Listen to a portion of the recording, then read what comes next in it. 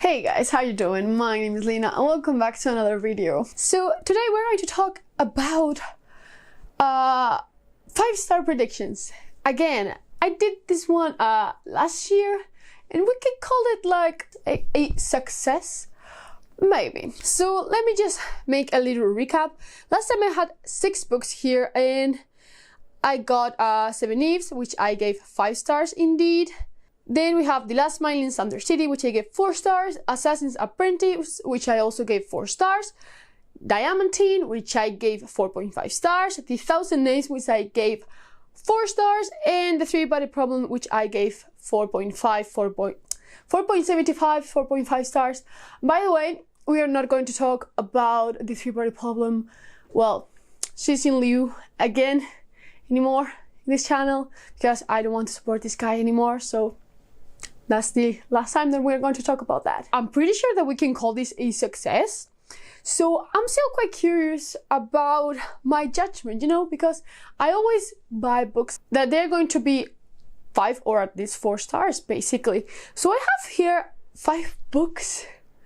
I think 4 of them are fantasy. One of them is sci-fi, post-apocalyptic, and the other one is pure kind of science fiction. So I'm extremely curious about this. I do think that I'm going to love every single one of them. One I'm just like, maybe it's not going to be 5-star indeed, but let me just show them to you. So the first 5-star prediction that we have here is The Kingdom of Liars by Nick Martell. Hear me out. I do remember that this book was, the magic system in this book was related to memory.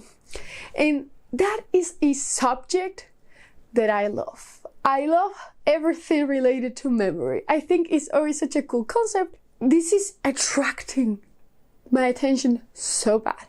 And I really want to read this. I also just got this book recommended to me in that 12 months, 12 friends picks for books.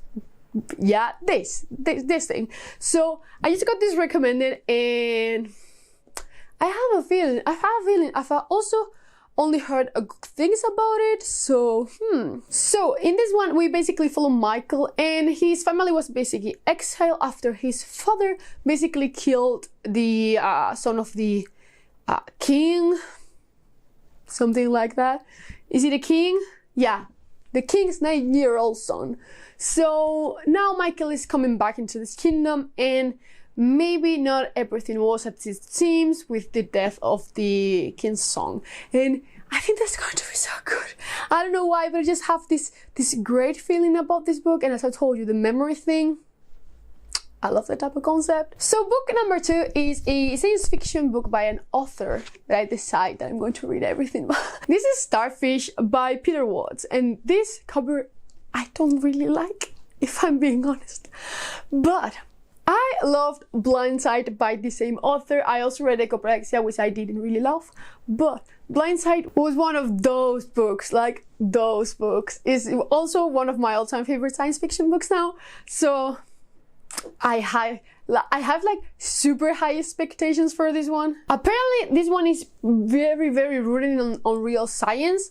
So we have like a reference at the beginning with deep water biology, spreading zone tectonics, psionics, gun field effects, margels, behemoth, and I do think that it's going to be fantastic. It is basically about a expedition to the bottom of the ocean, and then they find kind of aliens. Basically, I love anything horror-y related to the ocean because the ocean is such a scary place. Let me tell you, that shit is horrifying. So I really like that. If you have more books that are like that, just like Sphere by Michael Crichton, how do you pronounce that? But yeah, something like that, please let me know because I love that. I love that. And also any kind of film movie that has something to do with that, I'm all up to it. It's just like, it's something that I really enjoy. So I think this book is going to be amazing. This also has like interesting, like decent ratings. So I think it's going to be the one. I also have another one by him that I really want to try. But first, I'm going to go through that. And I think it's actually part of a series. I think it's part of a series and not a standalone. it's just such a simple edition. I really like it. But yeah, Starfish by Peter Watts. Then we have a self-published fantasy book, and this is Blackstone Heart by Michael R. Fletcher. I currently own 2 books by Michael R. Fletcher. This one in Smoke and Old. Maybe this one. But from both of those, I think that this one is going to be, oh, self-published books just are so shiny. From those 2, I think this one is going to be the one. It's basically about this guy that wakes up in the middle of this kind of really dark realm. So he basically has to collect his memories, and I think it's in order to escape or just to remember everything. But yeah, he follows the trail fragment by fragment, remembering his terrible past. There was a woman, there was a sword, and there was an end to sorrow. I think it's going to be amazing. And the ratings for this book are also fantastic, so I think it's going to be great. I'm also really in the mood for a dark fantasy, so I think it's going to be amazing. Then I'm pretty sure many of you have heard about this book, but this is Blindness by Jose Saramago. This is apparently a very well-known post-apocalyptic book. It also has a movie adaptation, this one, and I had no idea this existed, if I'm being honest. And as someone who really likes books about viruses, disease, and, you know, post-apocalyptic stuff in general, I felt really bad when I discovered about this book. It's basically about this disease that basically causes people to be blind. That's it, straight to the point. Still, because I like those type of books, I think this one is going to be great. This is also considered like a classic, so I think it's going to be amazing, if I'm being honest. I low-key want to see the movie before reading the book, just to compare them, because I always do that. I'm always backwards, I'm sorry. But in a way, I'm really curious. I don't know what I'm going to do, but I do really want to get into this one sooner rather than later. It's also quite short, not even 305 pages. Extremely short book, so I think this is going to happen very soon. And the last book that I have here is The Left-Handed Booksellers of London by Garth Nix. I have owned this book for a bit, and I've been trying to read it since I basically bought it in December or November, I don't remember right now, but I want to read this book so bad. And I can never get anyone to choose it for me, for my TBR. Just like, please, I want to read this book. But for what I understand, in this one we have 2 different types of booksellers, the left-handed and the right-handed.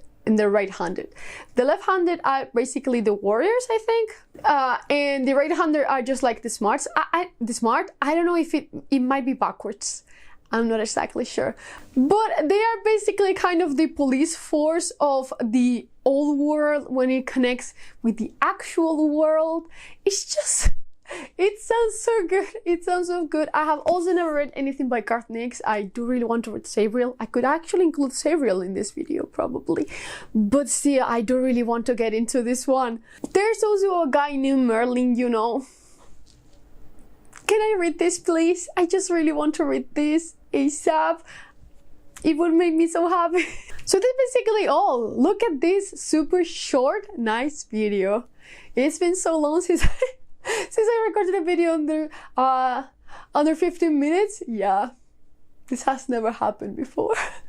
But yeah, that's basically going to be all for today. Have you read any of these books? Do I think that I'm going to enjoy them? I do have high hopes for all of them, but the only one that I doubt a bit might be Kingdom of Liars, because it's also a debut novel, so it's going to be just, you know, it might be a little bit harder for it to be perfect, but still, I think all of them are going to be fantastic. So that's basically going to be all. So as always, I will see you in the next one.